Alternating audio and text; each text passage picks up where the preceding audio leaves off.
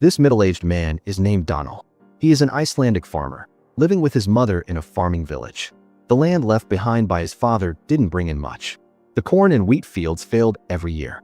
This was understandable because Donald spent almost all of his time caring for his elderly mother, who had begun to suffer from dementia. By the age of 47, he had never been married. For his entire life, he chose to stay single to look after the woman who gave birth to him, believing that fulfilling his filial duty was the most important thing. Besides farming, Donald also renovated an old shed into a small auto repair shop. Thanks to this, he occasionally earned a little extra money from fixing cars for his neighbors. One day, he had just finished repairing a car for Mr. Bernard. When Mr. Bernard came to pick up the car, he said he didn't have enough money to pay the full labor fee. Instead, he offered to give Donald an old, broken-down truck. Although the vehicle was not intact, Mr. Bernard was certain that with Donald's skills, he could fix it up and sell it for a profit. That night, his mother, Mrs. Florence, sat reading the local newspaper which published obituaries. Looking at the familiar names passing away one by one, she suddenly realized that people of her age were gradually disappearing. Thinking about the day when she would be the same, she became visibly sad. Donald clearly saw the sadness on his mother's face and sat down beside her, intending to comfort her. But Mrs. Florence told her son that he should go out and have fun, enjoying a life of his own instead of always hovering around her. Not wanting to go against her wishes, Donald left the house and stopped by a pub. There was a waitress there named Alice, who everyone knew had feelings for him. While the two were chatting, a group of young men walked in, making a scene and breaking glasses everywhere. Alice had to bend down to pick up the broken shards. One guy in the group even brazenly touched her hand. Seeing this, Donald immediately brushed his hand away. But instead of stopping, the young man turned to mock him, saying he was just an old man who still lived with his mother, and then challenged him to see what he could do. The atmosphere in the pub grew heavy. Donald said nothing more, staying silent. After that incident, he was no longer in the mood to continue drinking. He left the pub, went home, and locked himself in the garage, continuing to repair and renovate the old truck Mr. Bernard had given him a few days ago, as if wanting to forget everything that had just happened. Time passed, and thanks to his mechanical skills, Donald turned the old truck into a neat mobile home. He slowly led his mother to the shed and showed her his achievement. He wanted to take her to a place the family used to visit often before his father passed away. But contrary to his expectations, Mrs. Florence showed irritation and even refused the offer. Looking at his mother's face, Donald could not hide his disappointment. She said that if Donald wanted to go somewhere, he should go alone and didn't need to stay just for her. She would not stop him from living his own life. That night, Donald fell asleep in the truck. In a dream, he saw himself hunting in the forest. There, he saw his mother, an old woman quietly sweeping dry leaves. She recognized him and smiled, but immediately after, her face suddenly changed, becoming panicked as she cried out for help. That cry made Donald bolt awake. He heard noises coming from inside the house. He stepped off the truck and headed toward the door. But having walked only a few meters, he saw a man step out of the house, get into a car where someone was already waiting, and speed away. Donald stood frozen. He didn't react in time. When he regained his senses, he rushed into the house. And at that moment, he went numb seeing his mother lying on the floor, no longer breathing. The police arrived not long after. Donald could only say that he saw a man leaving the house and another sitting in the car, but because it was dark, he couldn't see their faces clearly. A few days after the funeral, Donald saw a strange car parked in front of his house. When the people in the car realized he was watching, they immediately drove away. That night, while cleaning his mother's room, he heard a faint noise from the shed. With the wound of losing his mother still fresh, Donald quickly grabbed his shotgun and slowly stepped inside. He had no idea that inside were two masked men preparing a noose. The rope suddenly went slack, causing the two to lose focus while trying to adjust it. Donald seized the opportunity to rush in and attack. He used a hammer to knock one of them down. When he pulled down the mask of the other, he saw the man was in a panic. He confessed that they were hired to kill Donald by hanging him, staging the scene to make the police think he committed suicide due to depression after his mother's death. He said he didn't know exactly who was behind it or what the true motive was. Donald forced him to call the boss and lie that the job was done. On the other end of the line, the other person didn't fully believe it, demanding a face-to-face meeting the next day and a video recording his evidence. The next morning, after burying the accomplice's body behind the house, Donald took the survivor, named Bartosz, to the meeting point. On the way, he stopped the car to ask about his mother's death. But Bartosz said tremblingly that he knew nothing about that.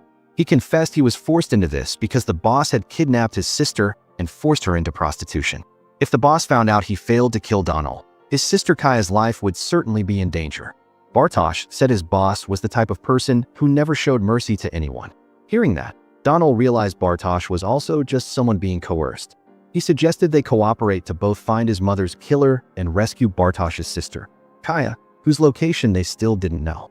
Not long after arriving at the meeting point, from a distance of about 30 meters, they saw a man get out of a car, pulling a girl into a building.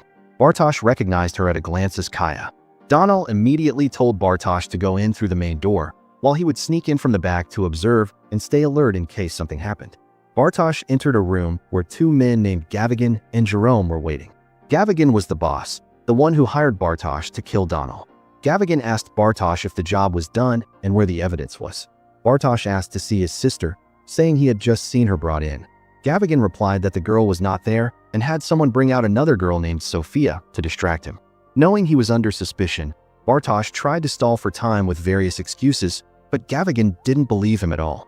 By the time Jerome pulled the girl into another room, he didn't know that Donald was following closely behind. Donald quickly locked the door, trapping Jerome inside.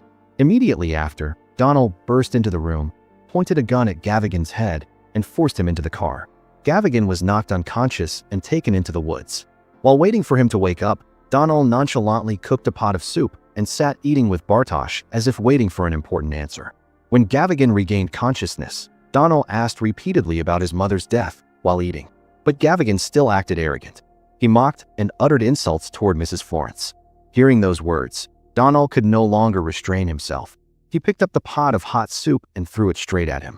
After being forced to endure the pain several times, Gavigan finally confessed. He said he was only following orders from someone else. That person was the one who wanted Donald dead, which was why he sent Bartosz and his accomplice to do it. The name mentioned was Chev Valentine. Elsewhere, the film shows the two people behind Mrs. Florence's murder were Trevor and a woman named Frankie, the two people Donald had caught a glimpse of on the night his mother was murdered. Back in the forest, when he heard the name Chev Valentine, Donald almost choked up. He understood that the story behind his mother's death was much more complicated. After hearing Gavigan's confession, Donald stood still for a moment, his mind in a whirl. He stepped behind some trees to relieve himself, trying to calm down. But at that exact moment, Gavigan seized the chance to run away. As he ran, he made a phone call. Through the conversation, he said everything seemed to be a trap and he hadn't finished the job yet. He said in a panic that he was being chased by a farmer. On the other end of the line were Chev and Frankie. While still holding the phone, Gavigan heard footsteps rushing closer. He hid behind a tree and saw Bartosz searching for him with a knife. Without hesitation, Gavigan switched positions and suddenly lunged from behind to attack. But the struggle left him seriously injured. Lying there with a pale face, Gavigan begged to be taken to the hospital. He said in a moment of regret that Bartosz's sister, Kaya, was still alive and in a safe place. She had just been renamed Elisa. Donald was about to ask for more details about the location when Gavigan took his last breath. Elsewhere, Frankie was furious upon learning the plan had failed. After opening the door to free Jerome from the locked room, she asked why everything had gone wrong. Jerome said the one who failed the mission was Bartosz, the brother of the girl they kidnapped and forced into prostitution in a brothel. Hearing this, Frankie immediately ordered Trevor and Jerome to find Kaya at all costs. Meanwhile, after Donald and Bartosz finished burying Gavigan's body, his phone suddenly rang. Donald picked up, and the person on the other end suggested they should talk before anyone else got hurt. Donald replied that they had already spoken to his mother in their own way, and he just wanted to know why. Hanging up, Donald felt even more tormented about his mother's past. He believed only one person could provide the answer, Uncle Eamon. When he arrived at his uncle's house, he was shown an old photograph. In the photo, there was a strange man standing next to his mother, alongside a little girl and Donald when he was small. Uncle Eamon said the man's name was Joe. Mr. Joe had been a close friend of Mrs. Florence, the one who was always there to comfort her after Donald's father passed away. The uncle added that the little girl standing next to Donald in the photo was Mr. Joe's daughter, named Frankie. According to Uncle Eamon's account, Mr. Joe was once involved in trouble with a gang. At that time, being friends, Mrs. Florence found a way to help Mr. Joe escape pursuit. She hid him in the very familiar place where she and her late husband used to visit. But for some reason, the hiding spot was exposed. The gang found them, and Mr. Joe was killed. Hearing this, Donald understood why his mother had adamantly refused to return to that place when he invited her before. Uncle Eamon added that his mother and Mr. Joe were just good friends. Mr. Joe still had his own family. The little girl in the photo from years ago was indeed Mr. Joe's daughter, whose full name was Frances, also called Frankie, and his surname was Pierce. Leaving his uncle's house, Donald told Bartosz to search for information about Mr. Joe online. It didn't take long for Bartosz to discover that Mr. Joe had been involved in a series of politically motivated assassinations. But that information still didn't explain why Donald's mother was killed. At this point, in Donald's mind, Frankie and Trevor were the two people who appeared most clearly on the night his mother died. So Frankie must be responsible. But the problem was he didn't know where to find Frankie. Just then, Bartosz said that maybe Kaya, his sister, knew where Frankie was. If they found Kaya, it was very likely she could lead them straight to Frankie. Bartosz devised a plan.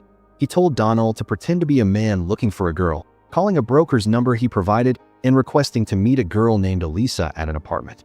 A few hours later, Donald dressed as a client seeking services and entered the apartment. A guard standing outside the door took the money and let him in to see the girl named Elisa. In the room, Kaya appeared wary.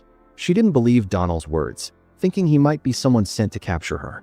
Having no other choice, Donald told her to speak directly to Bartosz over the phone. After hearing her brother's voice, Kaya finally believed the man in front of her didn't mean to harm her. The two quickly discussed a way to escape. They pretended to make a commotion in the room to lure the guard inside. As soon as he entered, they overpowered him and prepared to leave. Before leaving the room, Donald asked Kaya if she knew where Frankie was, but Kaya said she had never heard that name. Hearing that, Donald couldn't hide his frustration at having bothered to come here. He went back to the unconscious guard and forced him to reveal Frankie's home address. Initially, the guard gritted his teeth and refused to speak, but after being pressured with a hot iron pressed against his thigh multiple times, he couldn't take it anymore and was forced to disclose Frankie's address. Outside, Bartosz was unaware that Jerome was returning to the apartment. Therefore, just as Donald and Kaya were about to step into the elevator to leave, the situation became tense. However, just a few minutes later, all three still left safely. Not long after, Frankie and Chev arrived. Upon entering, they were stunned to see Jerome lying dead on the floor and the guard injured. The next morning, based on the address provided, Donald, Bartosz, and Kaya went to that area and stood watching from the outside. A while later, they saw Chev step out of a shop, get into a car, and leave, unaware he was being followed. The car stopped in front of a house. Chev went inside and met Frankie. Seeing Frankie in the flesh, the person who killed his mother, Donald immediately drew his gun. He intended to end everything right then, but at that moment, Frankie's young daughter appeared and stood next to her mother. Donald froze. He didn't fire.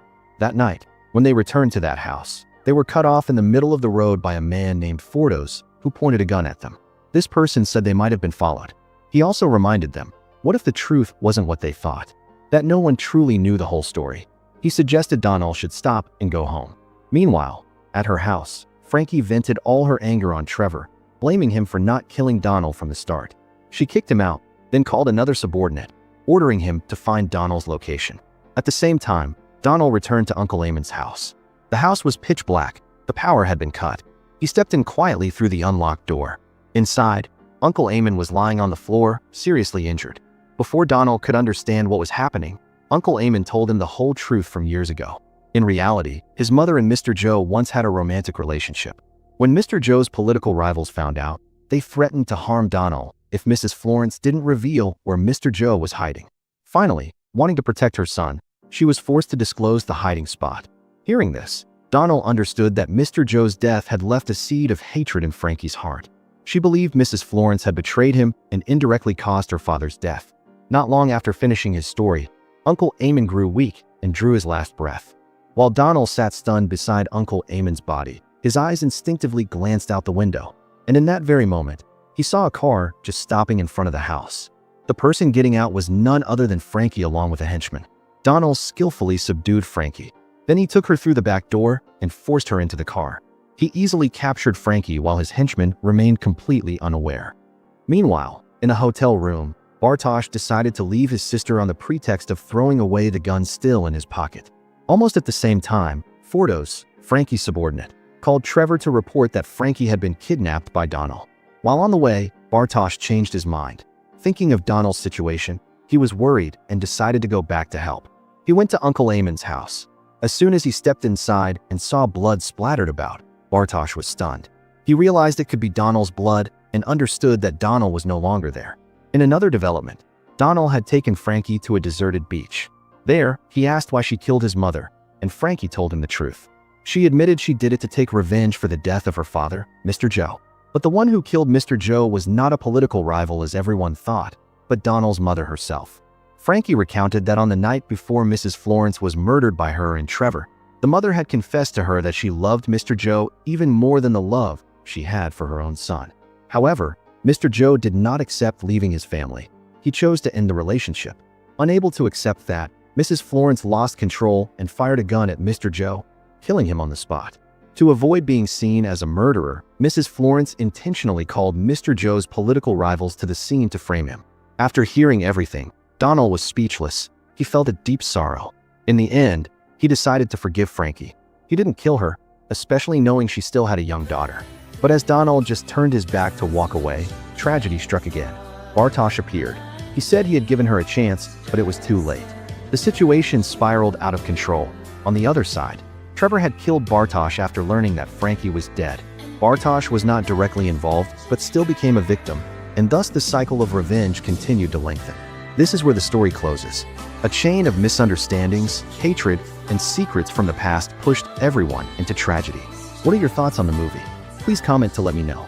For now, thank you for watching the entire video. See you in the next video. Like, comment, share, and subscribe. Thanks for watching. See you on my next video.